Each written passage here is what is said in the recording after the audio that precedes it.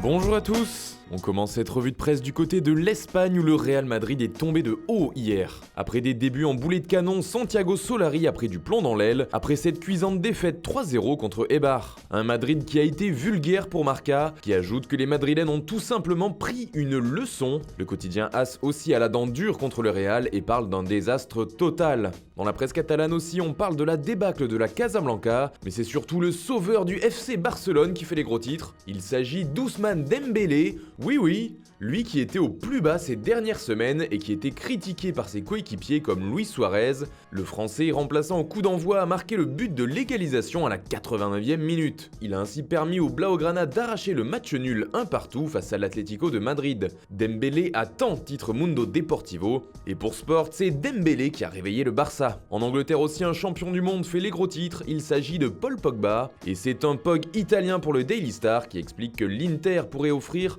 2 joueurs à Manchester United en vue de faire venir la pioche. On parle du défenseur Milan Skriniar et Ivan Perisic, 2 joueurs désirés par Mourinho depuis longtemps, rapporte le tabloïd.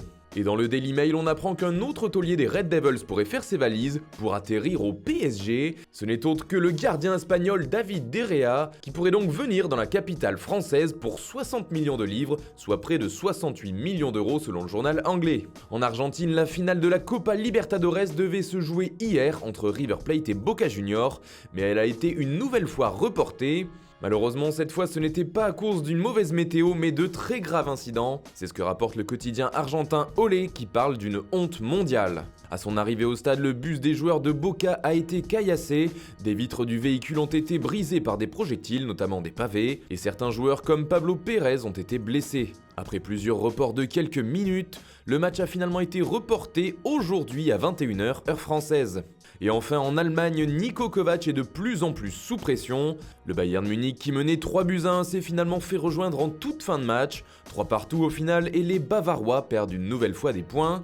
Il reste 5ème du championnat à 9 points du leader Dortmund. Et d'après le journal Bild, les jours de l'entraîneur Niko Kovac sont comptés et les déclarations du président du club Uli Hoeneß laissent penser que l'avenir du coach ne devrait pas être très radieux.